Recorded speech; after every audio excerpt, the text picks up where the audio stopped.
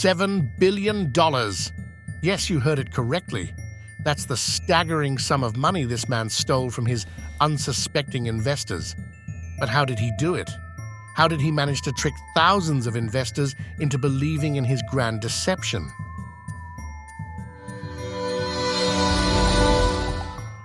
He said because they're an offshore bank, they don't have the taxes that they have to pay in the U.S., and they can get away with a little bit higher returns. And he said, you'll like the returns. They pay like clockwork. It's a wonderful, wonderful avenue.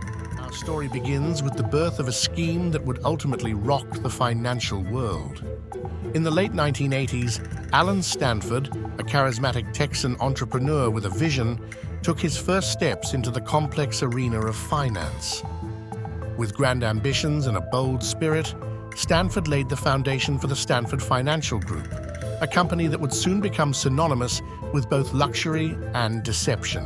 Setting his sights on the picturesque island of Antigua in the Caribbean, Stanford saw the potential for a financial empire. Here, he established the offshore banking arm, Stanford International Bank, which would play a central role in his audacious plan. Stanford was not just any businessman. He was a showman who knew how to captivate an audience. With charisma and confidence, he promised investors the world, luxury, financial stability, and a life of prosperity. He portrayed himself as a financial genius, someone who could navigate the intricate web of investments, and he made it all sound irresistible. At the heart of Stanford's scheme were certificates of deposit. These certificates, seemingly backed by the stability of an offshore bank, offered not just financial security, but the promise of high returns. Investors flocked to these seemingly safe havens for their hard-earned money, drawn in by the allure of guaranteed profits and a worry-free future.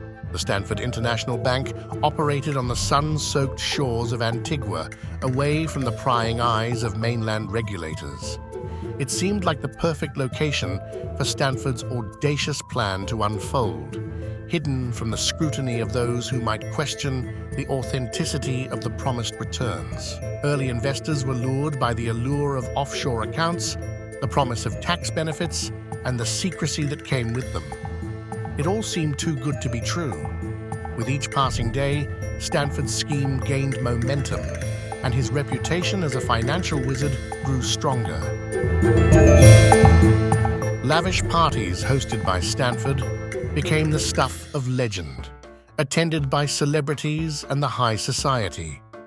These extravagant events served not only as a testament to his wealth, but as a marketing tool that reinforced the belief in his financial prowess. Stanford's opulent lifestyle wasn't confined to grand parties.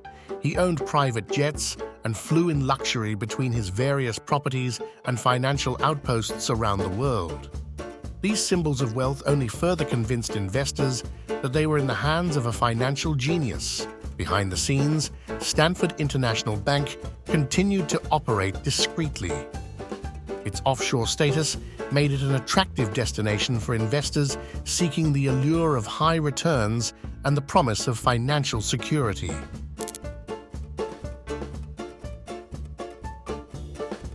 For years, the Stanford empire flourished in the shadows, but then the world was thrown into turmoil. The global financial crisis of 2008 cast a long, dark shadow over the entire financial sector. As banks and financial institutions grappled with unprecedented challenges, investors began to question the safety of their investments. News headlines, previously filled with praises of Stanford's financial prowess, began to cast doubt. Investors, once loyal and trusting, started to share their concerns. The promised financial stability began to crumble, and uncertainty began to replace the optimism that had once driven their investments. This was not a Ponzi scheme. Never in my life have I ever set out to defraud a person. Never. Never have we done anything that I'm not proud of. Never have we done anything, to the best of my knowledge, that was illegal or wrong. And if there are things that were done that outside of my direct control. You know, I don't know what to say. As news of the Stanford Financial Group's impending collapse spread, the world watched with bated breath. But it wasn't just the drama of the downfall that captivated the masses. It was the story of relentless investigation that followed. In the wake of the global financial crisis, the U.S. Securities and Exchange Commission, SEC, launched a meticulous investigation into the Stanford Financial Group. Their pursuit of the truth was relentless, and their efforts would lead to groundbreaking revelations. The lawsuit that followed was a legal battle of epic proportions, with millions of documents, witnesses, and shocking revelations. It exposed the true nature of Stanford's operations, unraveling a web of deceit that had ensnared countless investors. The Stanford fraud is one of the biggest scams ever if you just consider the numbers. $7 billion on paper, around $5 billion of that in actual losses, almost all to retirees who didn't have a whole lot to begin with. And of that, only $263 million has been recovered, nearly half of that eaten up by expenses, including winding down Allen Stanford's global operations, no small feat, leaving Stanford's investors with a grand total thus far of less than 3 cents. In a dramatic turn of events, justice was finally served. Allen Stanford, once considered a financial genius, faced the consequences of his actions. He was arrested and put on trial for a multitude of charges, from wire fraud and mail fraud to money laundering and conspiracy.